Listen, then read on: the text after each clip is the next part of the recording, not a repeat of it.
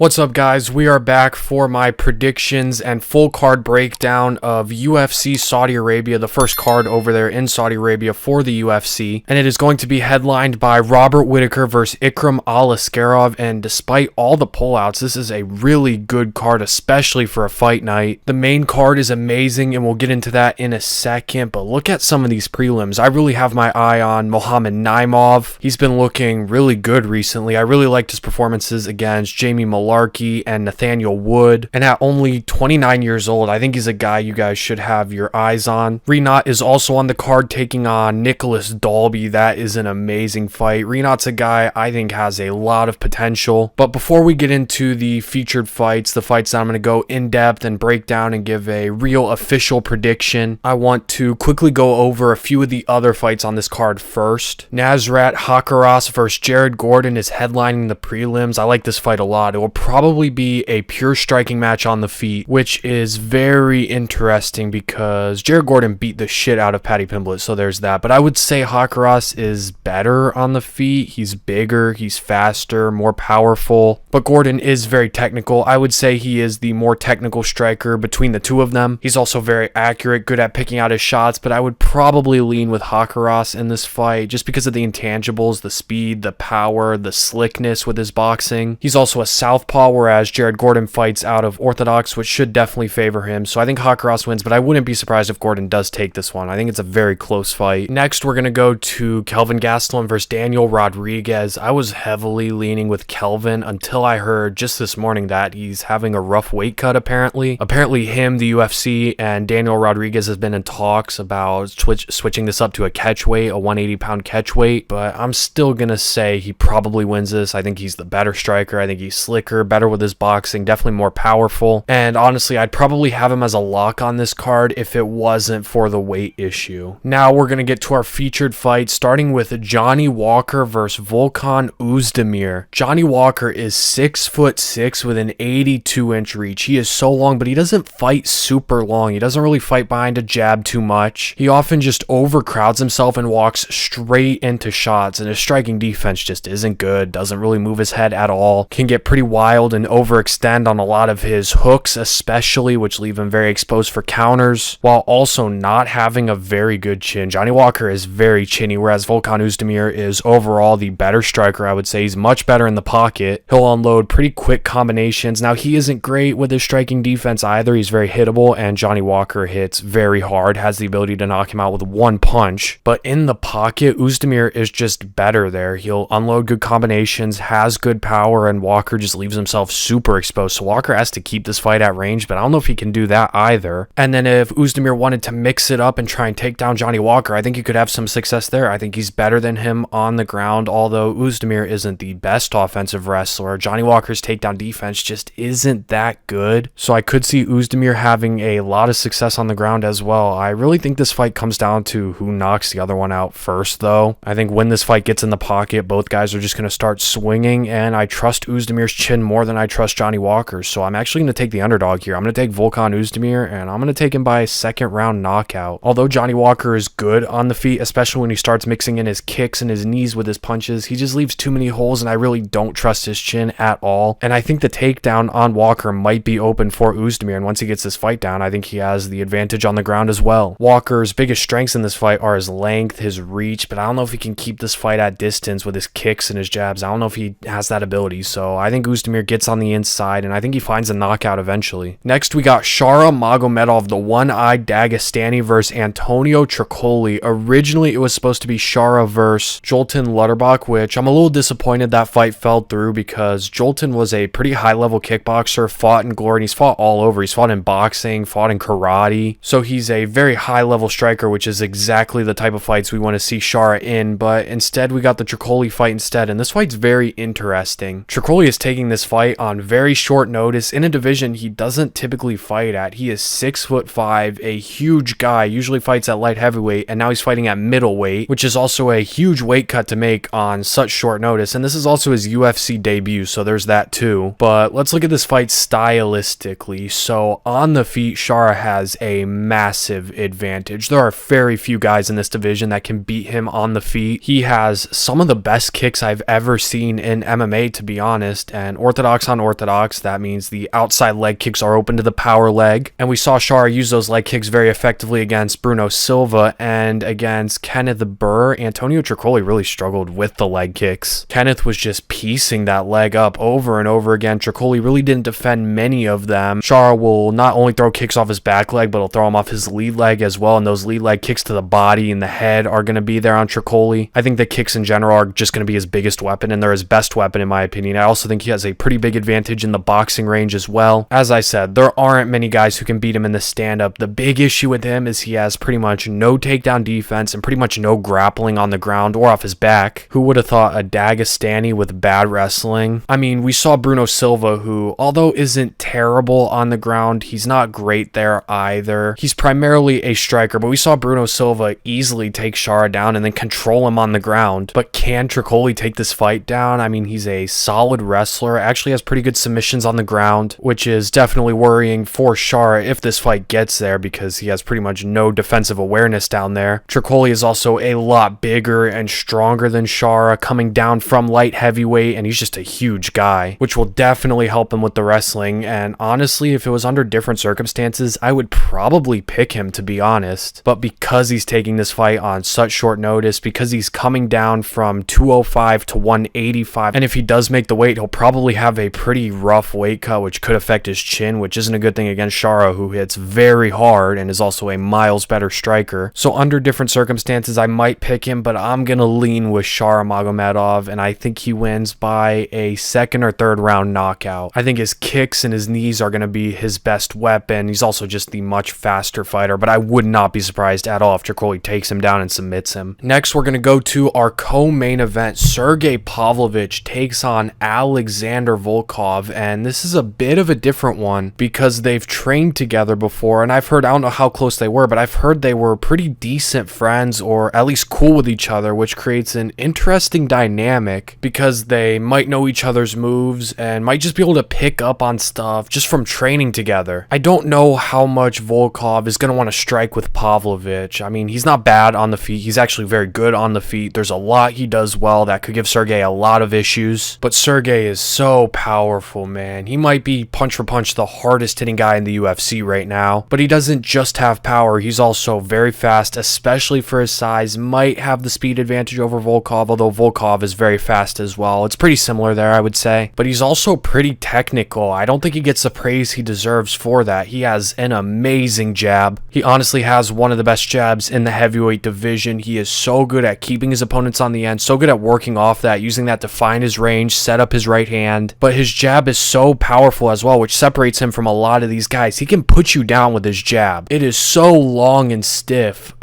Pause. I think I've done that joke before. And with Sergei having an 84-inch reach, which is one of the longest reaches in UFC history, he actually has a 4-inch reach advantage over Volkov, despite being 4 inches shorter. He also has an amazing right hand that has put so many people down, and he has really good combinations as well that are so deadly, especially in the pocket. That's where Sergei is going to absolutely feast, because Volkov can get caught kind of flat-footed in the pocket sometimes, and his striking defense in general is just kind of worrying. He keeps his hands kind of low. His striking defense isn't bad, but Sergei is so fast, and if Sergei catches him with one, I don't know if Volkov's taking it. I know Volkov has a really good chin. He's only been knocked out once against, or at least in the UFC, only been knocked out once against Derek Lewis, but I don't know if I trust his chin to hold up. But on the flip side, there's a lot Volkov can do well on the feet. Volkov is a very good counterpuncher. He's very good at picking out his shots, very accurate as well. And we know Sergei is going to march forward with these big combinations and oftentimes looping punches, which is going to give Volkov a lot of opportunities to counter him. I mean, we've seen him get tagged a lot against like Curtis Blades. Curtis Blades was lighting him up with right hands. Tai Tuivasa, I know the fight didn't last very long, but Tai Tuivasa was landing on him as well with some big right hands, but Sergei just kept walking forward and kept eating him. Sergei has a very good chin. I know Tom Aspinall knocked him out, which is definitely a little worrying, although Tom Aspinall does hit very hard. I don't know. I just got to see more than one fight to say Sergei doesn't have a good chin because of how many times I've seen him eat these big punches punches, but who knows, maybe that Tom Aspinall knockout weakened his chin. But even though Volkov is a pretty good boxer and Sergei leaves a lot of openings that Volkov will absolutely be able to capitalize on, I'm not sure he really wants to box with Sergei that much. Sergei is just simply better there, but what Volkov can do is he can use his kicks. That is going to be his biggest weapon on the feet. Sergei Pavlovich uses a boxing stance, which means there is a lot of weight on that lead leg, which leaves him very susceptible to leg kicks, as it's very hard to lift your leg up and defend them. We actually saw Tom Aspinall use those leg kicks very effectively against Sergei Pavlovich. I mean, he came out and immediately started targeting that lead leg, and the first leg kick he landed stumbled Pavlovich, nearly knocked him off his feet, and he kept hurting him repeatedly with leg kicks. And Volkov has good kicks. He'll throw leg kicks, he'll throw body kicks, and those kicks are not only going to be damaging to Sergei, but they're also going to keep Sergei out of boxing range, where Volkov is going to be relatively safe because he's a lot longer than Sergei, 6'7", and Sergei just doesn't really use any kicks in general. So in kicking range, Volkov is relatively unthreatened, but a way Sergei can counteract this is by pressuring Volkov, which we know he will. We know he's going to come out and immediately put Volkov on the back foot, look to land big combinations, but he does have to be careful not to just walk into a right hand because Volkov does hit very hard. But as I said, as good as Volkov is on the feet, I don't think he wants to strike with Sergei at all, and honestly, I think his best game plan will be to try and take this fight down because Sergei is pretty untested on the ground. Alistair Overeem is the only guy that's ever got him down, and once he did get him down, he controlled him pretty easily and finished him from top position. And on the ground, Volkov, I would say, definitely has a big advantage, especially in the Brazilian Jiu-Jitsu department. Volkov is a good grappler, especially for the heavyweight division, has good submissions, and Sergei is just so top heavy. Once you get him down, there's no way he's going to work up from the bottom. I mean, we saw Alistair Overeem control him very easily on the ground, but can Volkov get this fight down? Because he's not the best wrestler, although Sergei's takedown defense is also pretty untested. I mean, he defended one takedown against Curtis Blades, one takedown against Shamil, but if I remember correctly, those weren't great shots, and then he went 1 for 2 against Alistair, and the second Alistair got him down, he got finished on the ground. But I don't know if Volkov has the offensive wrestling to take this fight down. He doesn't have a great double leg or single leg. The way he gets a lot of his fights down is just by dropping his opponents or by catching them off balance. And what a lot of people don't know is that Pavlovich actually has a background in Greco-Roman wrestling, so he might have solid takedown defense back behind that, but if Volkov gets this fight to the ground, it could be over for Sergei. Honestly, I think Volkov's game plan should be to use the kicks, keep Sergei out of boxing range, don't even box with Sergei at all, don't even try and play that game, and once Sergei tries to get on the inside and land his combinations, clinch up with him, look to take him down, and then if you do get the takedown, just absolutely dominate him on top. He needs to be fully out at kicking range or fully in the clinch, because in that middle range is where Sergei wants to be, and that's what Sergei's game plan should be. Get on the inside, land big combos, as Volkov's defense in the pocket is just very suspect, with his hands low, and he can be pretty flat-footed and not use movement to escape out. But for my final prediction, I have actually been leaning more and more towards Volkov, but I'm gonna stick with Pavlovich. I think he'll be able to defend the takedowns if Volkov goes that route, and then on the feet, I think he'll work to the inside, land big combinations behind his jab, look for the right hand off that, and although I think Volkov is going to tag him, I think Sergei has the chin to take it, unless his chin is just shot from the Tom Aspinall fight. Again, I wouldn't be surprised if Volkov won this fight. I think the odds should be way closer than they are, but I'm going to pick Sergei Pavlovich, and I'll pick him by a first round knockout. And then we finally get to our main event. Robert Whittaker is going to be taking on Ikram Aliskerov. It was going to be Hamzat, but Hamzat had to pull out with an injury, so Ikram replaced him on short notice, and a lot of you know how big of a fan I am of Ikram. I made a video a few months back talking about why I think he is a future champion, but this is a tough fight for him. Honestly, one of the toughest, if not the toughest fights in the entire division for him, and he's coming in on short notice, although he was supposed to fight, I think, a week or two ago, so he did have a full training camp, but it was for someone else, although Robert Whittaker also had a full training camp for someone else as well. I think on the ground is where Ikram has his biggest advantage by far, if he can get this fight down, which I'll get to in a second, because on the ground he's a very good grappler, back behind his combat sambo background. He has amazing submissions, good arm bars, good guillotines, good chokes in general. His ground and pound would also be very disruptive against Robert Whittaker. I mean, we saw Drakus use ground and pound very effectively against him, but can Ikram get the fight down? Because Robert Whittaker has some of the best takedown defense of all time, and although Ikram hasn't shown it yet in the UFC, he does have very good takedowns. He can take you down from the clinch, can take you down at range, but I don't think he's going to get Robert Whittaker down, who has very good takedown defense and is a hard guy to control, even if you get him down, which is already a tough enough task. I mean, we saw Olympic wrestlers like Yoel Romero struggle to take him down, but even if you get him down, he is so hard to control. He's so good at scrambling, so good at not giving up positions. So I don't really see Ikram getting this fight to the ground, so that would leave a pure striking match on the feet, which I think you have to favor Whittaker in. Ikram is good on the feet. He'll mix it up. He'll mix in knees, mix in kicks. He'll throw jabs. He has a really good jab. That's one of his best punches. Has a really good right cross, the 1-2s. He's fast. He's powerful, which is a little worrying for Whittaker because we've seen Whittaker get dropped by Dricus, got dropped and knocked out against Izzy, got almost knocked out against Paulo Costa. Whittaker's just never had the best chin, and Ikram hits really hard. He has the ability to knock you out with one punch like he did against Phil Hawes. He dropped Worley Alves with a jab. So on the feet, Ikram is very good offensively, but defensively, he isn't great. I mean, Phil Hawes was really tagging him with a lot of right hooks and left straights. Ikram's defense just isn't great. He keeps his hands up, which is good, but he doesn't move his head. He sometimes walks into shots. And Whittaker is just overall a lot more technical. A really good jab. That jab is going to land all day on Ikram. A really good right cross as well. The 1-2s is his primary combination. When he starts throwing hooks, it can get a little wild, but if he just sticks on his jab, sticks on his cross, sticks to the 1-2s, I think those are all going to be effective weapons against Ikram as well. Mixing in some leg kicks could be a good strategy. We saw Whittaker use the leg kicks very effectively against Paulo Costa, which is something he never really used to do, but it's a good addition to his game, and Ikram isn't great at defending leg kicks. Worley Alves was landing them pretty easily on him. We might even see Whittaker mix in some head kicks. We all know how good his head kicks are, but overall on the feet, Whittaker is just more technical. He's faster. He's solid defensively. I could actually see Ikram timing the blitz like Dricus did, switching into southpaw, looking to land the southpaw jab, which Ikram sometimes will. I mean, we've seen Dricus and Jared Cannonier drop Whittaker with that southpaw jab and just use it very effectively against him, timing the blitz when Whittaker moves in. That's what Ikram has to do, and probably his best chance at winning is timing Whittaker's blitz, but I just wouldn't bet on it. So for my final prediction, as much as I love Ikram, as much as I believe in him, I think you have to go with Robert Whittaker here. Ikram has a lot he does well. He's very powerful. He could potentially knock Whittaker out on the feet, and on the ground I think he has a pretty big advantage, but I don't see him getting the fight there. I think Whittaker stops all the takedowns, and then on the feet he's just more technical. He's faster, the jabs, the crosses, the 1-2s, the leg kicks as well, and Ikram is just a little too hittable. He's not great defensively, plus Whittaker has the experience of going 5 rounds before. He's done it time after time, whereas Ikram has never gone 5 rounds to my knowledge, and a lot of his fights just end in the first round or two, so we don't really know where his cardio's at. Plus, this is a huge step up in competition for him. Whittaker is the best fighter he has ever faced. I know a lot of people will bring up Hamzat. This version of Whittaker is better than that version of Hamzat, in my opinion, by a pretty wide margin, and Hamzat did knock him out in the first round, whereas Whittaker has fought the best of the best at middleweight. So I'm gonna go with Robert Whittaker, and I'm gonna take him by a decision. I think it'll be a 4-1 decision, 49-46. I actually could see Ikram potentially dropping him early on, but I think as the fight progresses, Ikram's going to start to slow down and Whittaker's going to begin to take over, and I could see him finding a later round stoppage, maybe 5th round, but I think a decision's a safe pick. So those are my final predictions for UFC Saudi Arabia. I am very excited for this card. There's a lot of great fights on it. The main card is amazing. The prelims are amazing, and I'm going to cover all the fights after they happen, so subscribe so you don't miss that. Like the video if you did enjoy. Leave your predictions for the main event, the co-main event, the whole card in the comments down below. I'm very curious to see what you guys have to say, and I will see you all in the next video, probably on Saturday.